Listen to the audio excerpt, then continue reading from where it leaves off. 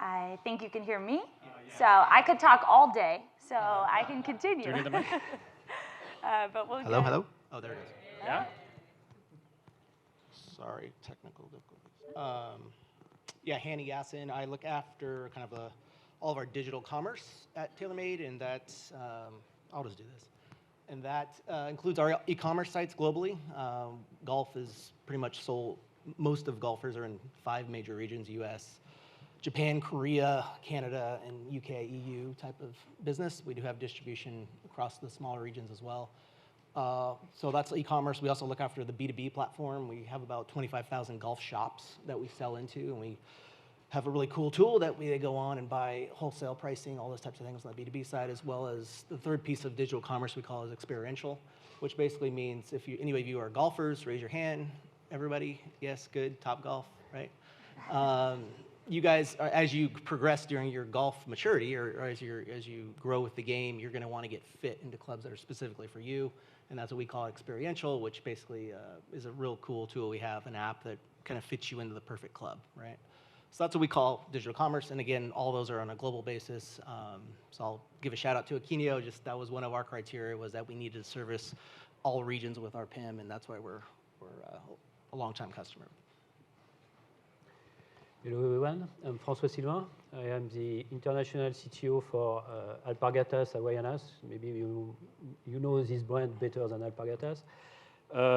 Alpargatas is the global leader in flip-flop market. This product. She challenged me with her purple sneaker, so yeah. I said that, okay, let's be serious. We are selling 260 million pairs per year in the world in more than 100 countries. So it's a very large market for us. And my role at Havaianas is to lead the digital transformation for all regions except Brazil. Pretty large, but my focus is mostly US and Europe. And in these particular transformations, we are focusing a lot on e-commerce, e-marketing, Omnichannel and distributions, and ERP a little bit. Excellent. Awesome. So you're mentioning Omnichannel, Francois. Let's talk about that. What are some of the different routes to market that your company is taking right now?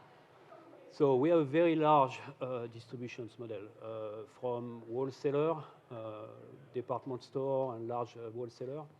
A lot of independent footwear chain and small businesses. We have our own store. We have our own franchise. We have a big play in marketplaces, large marketplaces and vertical marketplaces, and our own e-commerce. And we start to develop also social commerce. So we are really everywhere. And it's very difficult to manage from product information point of view because today we are really not organized, and that's why we are going in these directions to deploy PIMs, because everything is manual, in silo, on each cell. So our product experience on all these channels is not very, very good today. So it's very complicated. Yeah, for many people, omnichannel can feel almost ominous, right? It can feel like there's so many different channels to tackle. How do you approach those? So, Hanny, why don't you talk a little bit about the TaylorMade routes to market? I know you started to touch on them, and then we'll take a deeper dive into the strategies kind of for each. Yeah, similar to Francois, we sell our product through many channels. Obviously, I'm keen on the direct side. But just as I mentioned, the B2B platform is a big channel for us as well, servicing all the golf shops. If you have a member that comes into your golf shop and they want a customized club, they can come to our platform and buy. That's a big channel. Also, our strategics, we call them, which is like a Dick's Sporting Goods or a PJ Superstore, something like that. Very big channel for us. We sell quite a bit in Asia on marketplaces, and we'll get in some of the strategy and when we do that and what we sell there versus direct site. We do have our own retail stores in Japan and Korea.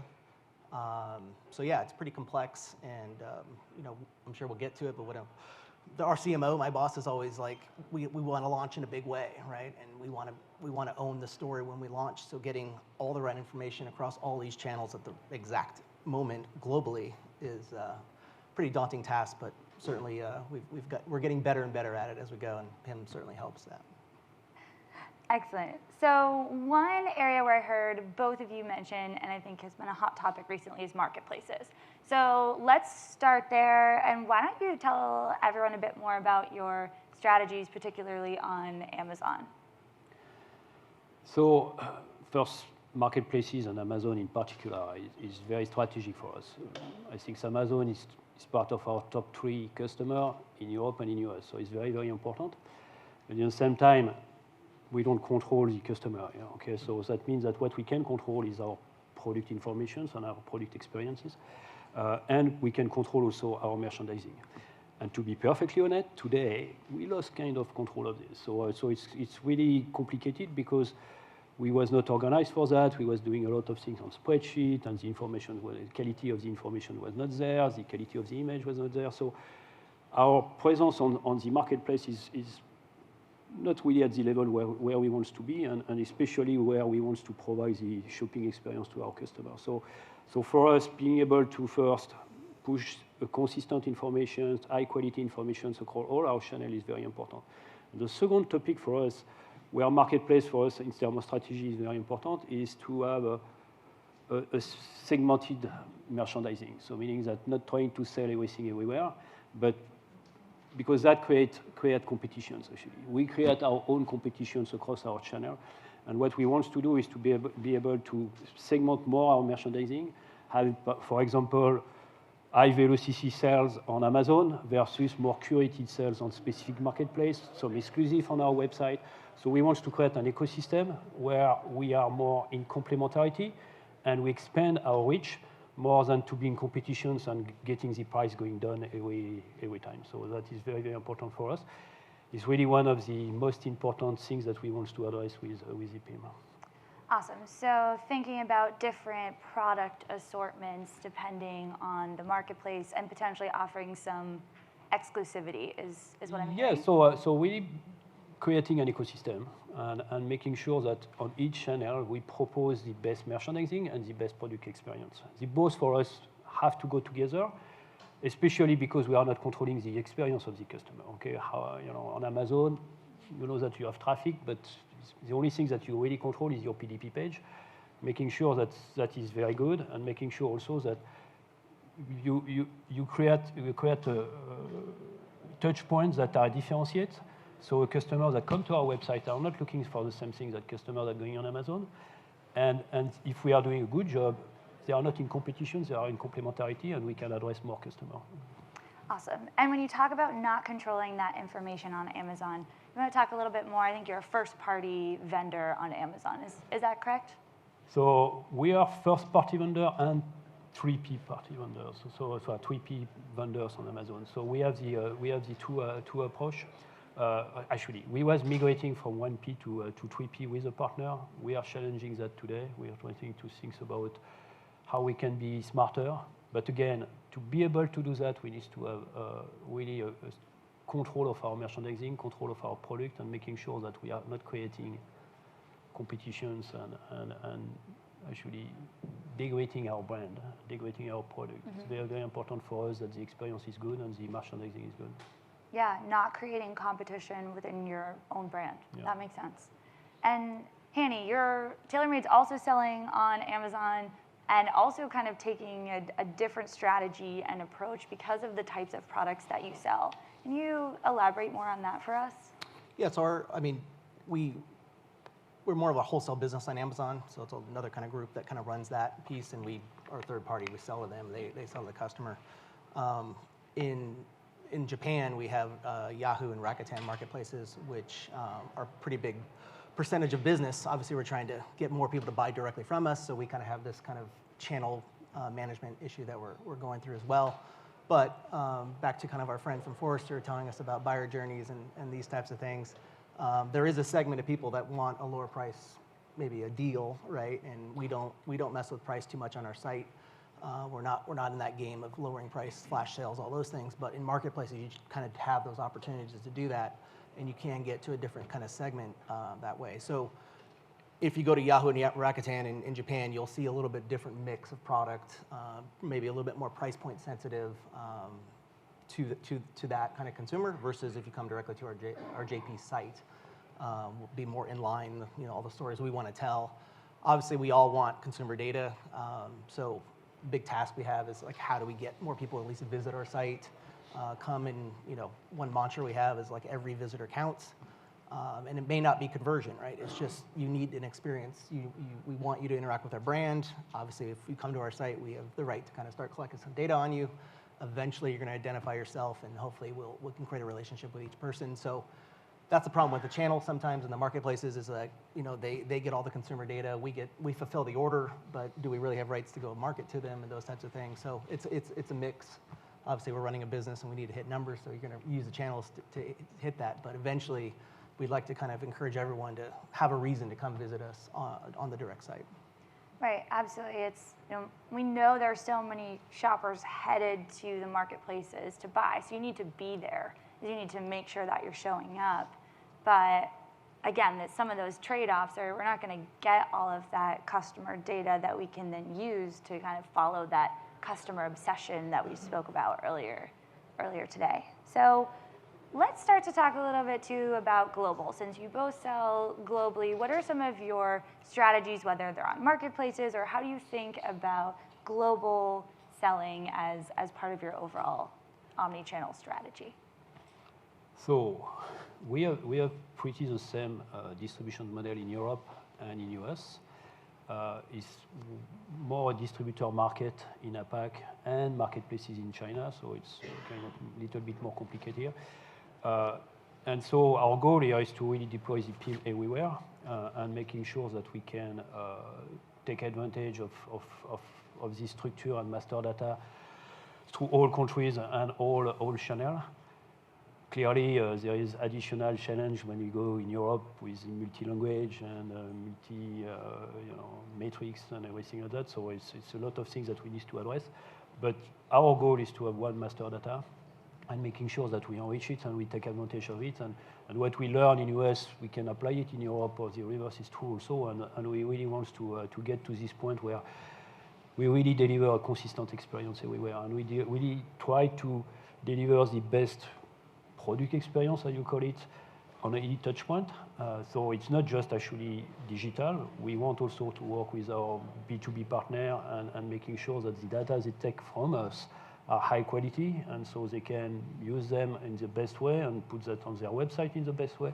So it's very, very important for us to develop this part. Excellent. Yeah, I mean, I'd answer it like, we're all so connected now. Every region, I'm sure everyone here travels around, but through social media and everything else, it's almost like a cost to the business if you don't have a connected global product launch, right? If you want to call it that, right? Or go-to-market strategy. Where like 3-4 years ago, when we would launch each region at a different time, we noticed the impact of that launch was less because, the two countries, it was a very specific thing. But if you launch it all together, people in Canada see what's happening in Japan, and people in Japan see what's happening in UK, and it's all a consistent message, and you get much more marketing efficiencies with that. So it's a little bit more of just running a global business requires this, right? And you have to have your product information localized, and all the pieces that you go into enriching product to make sure that it's ready on a certain day, on a certain time to get the most bang for your marketing dollars out. And that includes not just owned channels, but also through your partnerships and those types of things. Yeah, our buyers are becoming needier and needier, right, as time goes on. So, like you said, and we're becoming more interconnected, and so awesome. So one thing you're mentioning too is a little bit about product launches, maybe seasonality. Let's expand on that a little bit. What is TaylorMade's approach to launches, and how does seasonality impact your business? Yeah, so I think I kind of mentioned it. One of the mantras is launch in a big way. Like, we want to own the space when we launch our product. If any of you are somewhat familiar with us, we have a product called Stealth, red face, pretty cool, Tiger Woods. So I mean, the marketing team did an incredible job launching that product globally. And we were the talk of the town if you're in the golf industry for 1-2 weeks. Like, everyone else just got muted because we did it such a good job with it on a global basis, right? So, having launching in a big way is just kind of the most important thing that we do. I did for every region all at the same time. I'm kind of repeating myself there, but. Yeah. are you launching, I mean, golf season typically today, you Yeah, know, we don't have golf weather, but we wish. Always golf weather. When you No, live in San Diego. Yeah, I'm spoiled. Seasonality for golf, like Christmas is, you know, we'll get a lot of like the gifters of clubs, but everyone knows the new product's kind of coming in the beginning of the year. So our season is kind of the Masters. If everyone familiar with the Masters, that's really kind of the kickoff to golf season. The snow is melted for the most part across the country or in Canada, and it goes pretty much through end of June. I'd call it like that is in season. That's where we have to have our game on, and all great folks in supply chain operations. We get flooded with orders. So I mean, it's a little bit of a orchestrating kind of all this during that season because you need to get your product out so people can purchase them. And you know, so right now we're kind of in the low season, but we're really just preparing for the next season's launch right now. Excellent. Yeah, so we are very, very seasonal, as you can imagine. So our season is very, very short. It's actually between April to September. So now we start to be in a kind of going down in terms of sales. And so we have to be extremely good during this period. And the thing is from merchandising point of view, our wholesaler will buy this next season for next year now. Okay, so that means that we have to be ready, and especially in Europe and in the US, we have to be ready before the product is really built. Okay, so it creates a lot of complexity because actually we are selling product based on prototype and based on you know, descriptions that we are building and they are not yet there. So it's really complicated to manage in terms of wave of product development, product marketing, etc. But we can't miss that. Okay, so we need to make sure that our partners are ready to have their product in their warehouse in February, March, so they will have it on shelf in April. Online and on our digital channel, we are trying to do the same things to launch our product, new collections everywhere in the same time. It's a big challenge because we have a lot of language, we have a lot of translations to do. And in seasons, we are also dropping 3 to 4 collaborations or specific product or specific occasions products that we are trying to launch during this season. So for the merchandising teams and the marketing teams, it's a lot of works, and I think the key decisions to take a PIM was actually our time to market. Okay, so initially, before everything else, it was to say, okay, we have to be able to go to market on time, and so we have to be able to produce our product data and share our product data and the best quality of this product data on time. And I have to say that it's very, very difficult to do that with Excel when you are working in silo and you duplicate everything, and you share data that are very different from one channel to another. So that is really the first level of optimizations that we want to get with EPIM before everything else. Awesome. Yeah, I can't imagine doing that in spreadsheets in multiple languages with so many products, and also working on such a tight timeline when you know you have to launch something globally at the right time to have that biggest impact. Absolutely. So let's shift gears a little bit. Because another big piece that I've heard both of you kind of mention is B2B, right? Distribution, big part of your business. So let's talk about how you get product data to your B2B distributors right now, and how you're looking to do that in the future as well. I can go. I mean, like I mentioned, for the golf shops, we call it green grass. You know, we have Akinio, we have our e-commerce platform, and we have our B2B platform. We did a nice fancy integration. So we actually can hit a button and it kind of goes, which is super cool. It took effort, but we're there now, and it's kind of nice to be able to do that. You know, and you have all the back-end ERP stuff to deal with still, but at least from a product information, long, short description, pricing, all that, it's kind of nice to be able to hit the button and it goes. We are, our next journey, you know, next step in the journey is to kind of get closer with our strategic partners. Right now, we're still kind of in the Dropbox land of, here's some product assets, you know, for their website, right? Dick's Sporting Goods has a massive website, they have nice images. But just sharing things like ratings and reviews and sharing all the product information, all those types of things we have to get to. Right now, it's just done a little bit manually. So big opportunity there. I think it's one of those things. If you're any company, if you're to your customer, if you're considered the easiest to work with, and if you're most efficient with them, I think that's going to make our partnership with them better. So I see it as kind of a way to build the relationship to make it working with TaylorMade easier than maybe our competition is working with them. And then marketplaces, same kind of thing. We have the products up people that are here. We're kind of almost finished with that to kind of help us automate some of the data that goes into all the marketplaces globally. So exciting to get all that done, and it's ultimately going to save 2 or 3 people around the world 20 hours a week, which is an opportunity cost for them to go, or an opportunity for them to go use those 20 hours doing something else, maybe of more value. So that's kind of where we are. Excellent. So B2B, we have 2 different ways to address this. One is with our wholesaler, large wholesaler. Today we are still in EDI with a lot of them. So EDI, for those that too young to know what it is, it's the oldest way to communicate with a large retailer, and it's not really adapted to a very high level of product information. So we address this through EDI as much as we can, but we try to progressively go through API. Most of the retailers now open APIs, and so we want to be able to push this directly through API to this big partner. So that is a work that we have to do and we want to do to really get the right level of product information. And we have a large, what we call B2B small business market that is all footwear chain and small businesses. We have maybe thousands of stores like this in the US, and for them we have a B2B e-commerce platform. So it's a platform that is really oriented for buying collections, buying a full set of product, and again.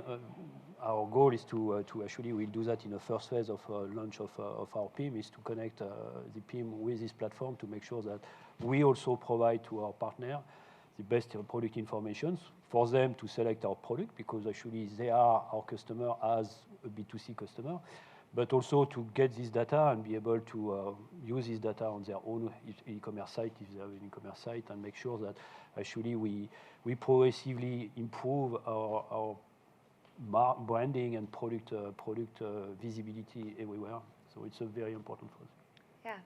So what I'm hearing from both of you is leveraging excellent product data for your B2B partnerships is going to ideally make it as easy for them to sell your product so that they continue to sell more of it as we go. It's a kind of double benefits. One is actually, if we are easier to work with, there is this balance that is, okay, it's easier to work with this brand, let's work with them. That is the first effect that is actually important. But the second effect is we will help them to sell better also. So meaning that if we know that the performance of our product descriptions or SEO or product characteristic are performing on Amazon and performing on our e-commerce site, there is no reason that does not perform on retail.com. Okay, and helping this partner to sell better is as important, actually, even maybe more important, because actually it's a kind of successful circle.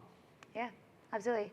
And Hanny, we've talked a little bit about golfing. I'm not super familiar with it, but it is a high consideration product, right? So let's talk about how making sure that your B2B, especially those golf shops, those partners, them being enabled, how does that really make sure that your products are the ones that are being sold as well? Yeah, I think I would answer that more from if you look at the consumer journey, the end consumer journey, not just customer, but consumer journey. And we've done some work. I'd say we're still a little immature in it, but we have a good path that we're on now to really map out all the personas and really map out where they start from research, what emotions they're feeling, all the way to purchase and even post-purchase. And as you look at these kind of journey maps, it became very apparent that whatever persona we can come up with, there's an offline element and there's an online element to every journey. So if you're high consideration, you need at least, I think it was 4.5 frequency in terms of like how many times you come to the website before you make a purchase. So you're coming online because it's easy. You're on your phone, checking out the new stuff. But man, $600 for a driver, I kind of want to go touch this thing, right? And you know, how am I going to explain this to certain people in the household type of thing, right? So I better really like this driver. So you notice the next step in the journey is you go typically to your golf pro if you're part of a member at a club, or you go to a Dick's or one of our strategic partners and look at the thing and feel good that it's worth my investment. And then sometimes you won't buy it there. Sometimes you say, hey, I want the convenience of shipping it somewhere else or whatever you want to do. So you come back and buy online, right? So if you map out all those steps, the omni-channel is just apparent in the consumer. The consumer is telling us be right in all these steps, right? So our job is to figure out, you know, how can we be right in every single step? How do we push them down the journey, and just be with them at every step and be with high quality data and, you know, consistent messaging and the look, the brand, the feel, all that's got to work throughout the entire journey, which, like I said, we're getting better and better at, but still a long way to go with that type of thing. Absolutely, and whatever information that they need at whatever step in that journey, that's exactly what a product activation strategy is all about. That's what we've been talking about today. So, awesome. I think we have it's interesting because we have actually a very different, certainly a purchase engagement, because the product itself and the price of the product makes this product more impulsive purchase, so meaning that it's not a multi-touch, okay? You will not go to the store to see really the flip-flop is exactly what you think it is in online. So our challenge is a little bit different. So first things, we still have to keep the engagement of the customer, so and that is more our branding and our attachment to the brand and to our lifestyle product. But from a purchase decision point of view, we have one chance. Okay, so it's clear that there is plenty of products that are similar, not the same quality, not the same product, but similar, and that means that we have one chance to get the decisions, and so we need to be perfect. We don't have you know, customers that we give to our page, they like it or they don't like it, and they will move on and they will buy a competitor and it's done. So and our seasons is very short, so we have to be very good in a very short period of time. And it's what is make it or break it. Okay, so for us, it's strategically extremely important to deliver the right product information, the right product experience at the right time. Absolutely, and exactly those experiences that you want to offer, depending on the types of products and depending on the channels, are going to differ. So let's talk a little bit about KPIs that you're tracking too. Like, what are you thinking about based, I guess, on those journeys? What are the metrics that you're most focused on for some of those specific channels? I mean, right now, I mean, we're all e-commerce professionals, so obviously the revenue per visit, conversion, all those types of things are clearly, that's how we run the business. I think we're trying to come up with this concept of like a visit experience score. Which is just like a weird thing we're working on, is like, how well did we do for the problem that person came to the site for, right? How well did we service them for their need? And maybe that's a lot of it, you know, our conversion rate, 98+% of people are not buying on that first visit or when they visit our site, right? So what are these 98% of people doing, and how do we make them successful in whatever they're doing versus just trying to like buy. I think we're getting a little bit more to like, let's give them an experience that where they can say that they were successful. And how do you quantify that? Don't know, working on it. But that's certainly something that we're trying to craft a little bit of a message there, that every visitor counts. Let's measure how well we did that, right? So I would say that's kind of the newer KPI that we're just trying to piece together here. Someone was talking about puzzle pieces earlier, something like that. Yeah, excellent. So as I said, we have to be good in a very short period of time. So for us, the performance of the page is mostly a conversion rate. But I learned earlier this morning that we should look at engagement rate also. So, but it's true that for us the conversion rate is very important. But we are doing a lot of A/B testing, and we are doing a lot of A/B testing on messaging, product informations. We start to do also A/B testing on images. So we want to really measure everything in terms of content, again, to get to the point where we understand what resonates, what doesn't, and how this information drive to conversions. So I think at the beginning we were thinking about the PIM internally. Okay, so time to market, productivity, data quality. I think progressively we are realizing that we should measure the output, the outcome of it. So meaning that we measure why we are putting that in place. Okay, we will improve our productivity. Okay, we will be less messy, I hope. But at the end of the day, our objective is to really drive growth, drive better engagement and better experience of our customer across channel.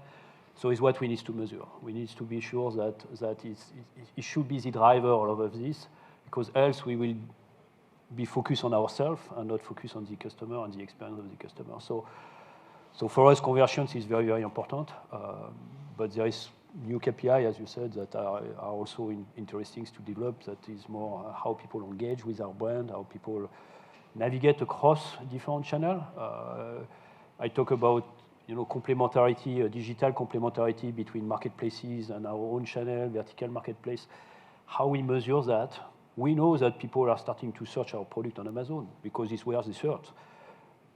But we still do a very good business online. So that means that these people are coming to us in one way or another, or decide to come to our website because they are looking for something else than just price. And so we try to provide this kind of information. And so measuring this kind of performance and understanding how people are navigating from one place to another, how merchandising is adapted to this channel will be very important for us. Yeah. I'll just add, probably like most of you, we got PIM because we wanted to get off spreadsheets and we wanted to save a few hours of time, right? And I think as we've evolved, PIM's become an enabler to our broader strategy about being right at all the touch points in the journey. Maybe we didn't really think about that as we were just trying to get off spreadsheets, but this is going to become a bigger, more strategic kind of thing as we go down our path, and I'm sure many of you are probably following or already ahead of us in some of that, where it's not just about consumer information, it's about product information and marrying the two at the right time, and having high quality. So I thought it was interesting. You guys were just talking. I was like, why did we buy PIM? I was like, oh yeah, we wanted to get off spreadsheets, but it became a whole lot more, right? And I have to say just one point. Sorry, it's your strategy with including analytics on your product cloud. For us, it's a very important thing actually, just because of being able to measure the performance of what we do from outcome point of view. So what we really want to reach from our customer will be very important for us. Awesome. Yeah, we'll get our product team right on that. So we're gonna. They feel pressure. Yeah, look at the people all in black with the purple shoes. Awesome. So this is great. We've talked about lots of different routes to market too. I think in talking about omnichannel, we'd be remiss not to also talk about, and Francois, I think you mentioned this, like social commerce and just social influencing. How do you guys? What are the approaches that y'all are taking on there? So they can hear me. Okay. Sorry, now I'm destabilized. So today we are present on Google Shopping, we are present on Facebook, we are present on Instagram. So we have stores there, and we are selling here. We started to do some experiences or tests in live shopping. It's complicated, to be honest. There is a learning curve there. And in parallel of that, we are doing a lot of what we call performance marketing and social marketing. And so again, having the right product information and making sure that the presentation of our product, principally here, images, videos, and editorial is very, very important to make sure that we resonate with people on this social network. They mostly interact with images and video, not much. And so we have to have the right asset and the right quality of assets. So quality of data would be very, very important here. And we really want to, today, our Google Shopping, Facebook, etc. is connected to our e-commerce. So we have feeds that coming from our e-commerce. ideally, we want to reconnect that directly to the PIM, so we control that from the source, and we can have a better also management of our merchandising and the way that we are pushing product on social network, because for the same reasons, we don't have necessarily the same customer on all social networks. You know, we started to develop TikTok. I have to say that is a little bit far from me. But our customers are there, so we have to be there, and we have to have, you know, maybe a differentiate communications and differentiate product informations, and maybe product video and asset for this particular channel. So, being able to address this new set of customer is very important, and we try to go there. It's a long journey. And Hanny, you have a different, I need this. a slightly different approach. Yeah. A slight different. I mean, we have an internal marketing, and our marketing team is brilliant. It's like these guys are awesome, but we have like this thing called PESO, so paid, earned, social, owned, as far as like your marketing, and social is like a real. I mean, it's one of the 4 stool legs, right? So it's a big deal for us, and especially because great players in the world play our products. So like if Rory McIlroy has his social, Tiger Woods has his social. So if you combine all that together and with our own social, it's a pretty broad, wide, you know, hundreds of millions of people like follow that network. So it's just an incredibly important channel for us to get our message out, have our brand ambassadors get the message out on our behalf. And then I think the monetization of social is really kind of the trick now, because we do have so many people that just like to see our videos. They like to see Tiger hit a ball. They like to see, you know, some cool golf stuff, right? Do you really interrupt that journey to say, hey, click here and go off to our website and buy something? So I think we're carefully kind of navigating that right now. But social is just a massive audience, and it's super cool that we have great products, great athletes that create this, you know, we call it Team TaylorMade, right? And we it's just awesome that we have that, and it's just now how do we include that in their journey? Because a lot of people are starting on social now before they even hear of TaylorMade. So it's just an interesting dynamic. But yeah, hugely important to us. Great. I forgot to mention that we also launching micro influencer. So it's trying to reach kind of micro audiences with a very specific influencer. It's a strategy that we are just launching, and again, you know, they need to have product information. They need to be able to promote the product in the right way. Another new challenge to manage. It's never ending. Absolutely. Well, thank you both. I know that, again, we started by talking about omnichannel can be a bit ominous, but I think it's, you know, it's great to hear about the different strategies that you guys are taking, but kind of with PIM almost as your first step, what would you say for someone who, or for people in the room who want to start going, you know, taking this journey, but any advice that you have, or what's kind of your next step? I know for Alpargatas, it's getting that PIM in place and then being able to achieve all this, because it is a journey, right? And you know, we're not going to be everywhere all the time, perfect every time, but starting with those product experiences is going to help us get there. Awesome. Anything else to add? Otherwise, I think we might be just about to wrap up, although I know we could talk all day, the 3 of us. It has really been a pleasure getting to speak with you both, learn more about your businesses, and I look forward to having a drink with you this evening at the cocktail hour. And if any of you have questions for either Francois or Hanny, please don't hesitate to find them after and ask them all the hard questions after this. So thank you both.